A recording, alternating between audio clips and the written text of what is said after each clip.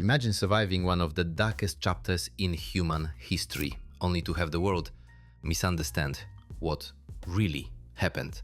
Imagine your country being invaded, its people enslaved, and its cities leveled. And then, decades later, the story gets simplified, the facts get blurred, and the memory of those who suffered begins to fade into confusion. That's what happens when the truth about Auschwitz isn't told properly. Because Auschwitz wasn't just another site of war. It was the largest industrial killing center in human history. And getting its story right isn't a matter of politics. It's a matter of justice, memory, and dignity. If that mission matters to you, please consider joining our channel to support the effort to keep these stories honest, accurate, and alive.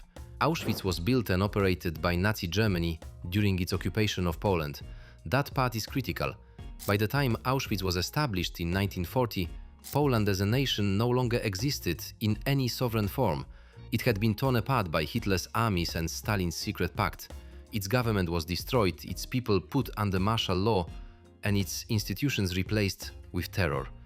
Auschwitz didn't appear on a peaceful map. It was built on occupied land, at gunpoint, by a regime that saw both Jews and Poles as enemies to be eradicated. From the start, Auschwitz wasn't a singular place, it was a vast system.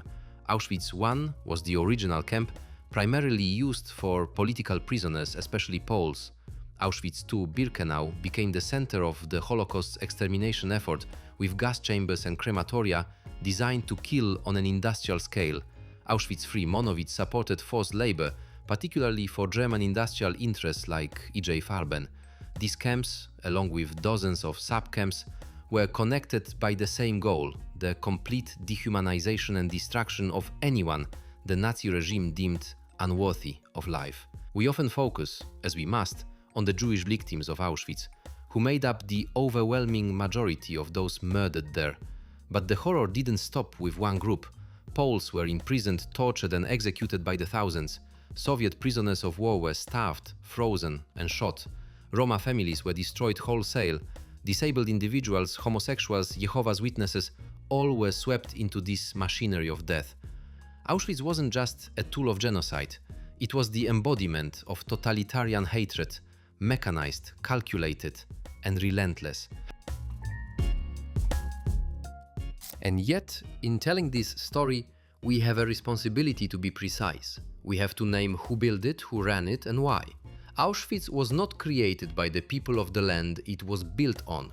It was imposed upon them by a regime that had destroyed their freedom and made resistance punishable by death. In fact, many of the early inmates at Auschwitz were Polish citizens, resistance fighters, clergy, teachers, ordinary people who had dared to think freely under occupation. They weren't collaborators, they were the first victims. It's crucial that we don't let geographical location confuse moral responsibility. Just because Auschwitz was built in Poland doesn't mean it was Polish in any way. Its design, funding, staffing, and command all came from Nazi Germany. From the high-ranking SS officers to the guards in the towers, to the bureaucrats who scheduled the trains. Every step of Auschwitz's deadly process was engineered by the German state. And while there were collaborators across Europe, as there are in every war, the Polish nation as a whole was one of the first and most brutalized targets of Nazi aggression. Today we stand at a point in history where the number of living Holocaust survivors is rapidly shrinking. Soon we won't be able to rely on first-hand testimony to correct the record.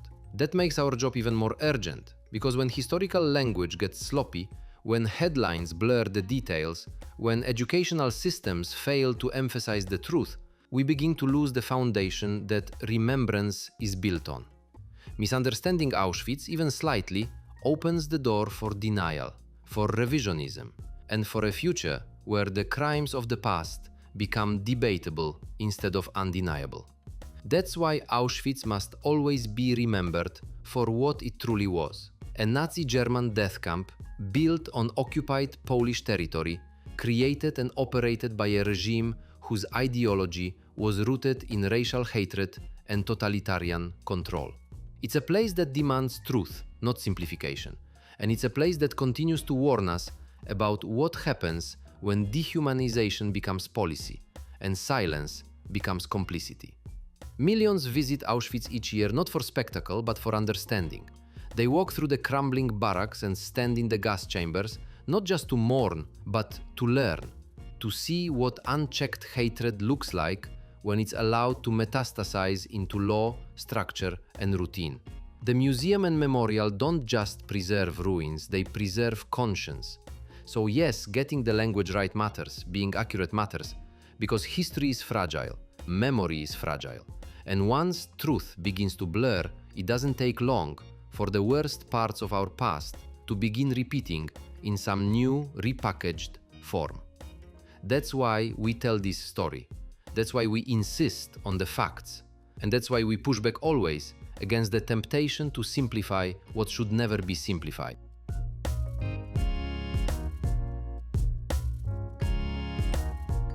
If you believe these truths are worth defending, if you believe memory is sacred and history must be protected, please consider becoming a member of this channel. Your support helps ensure these stories are told with depth, accuracy, and humanity. Because the moment we stop caring about how we remember, we risk forgetting altogether. Auschwitz is not just a place on a map. It is a warning etched into the soul of the world. And we must never look away.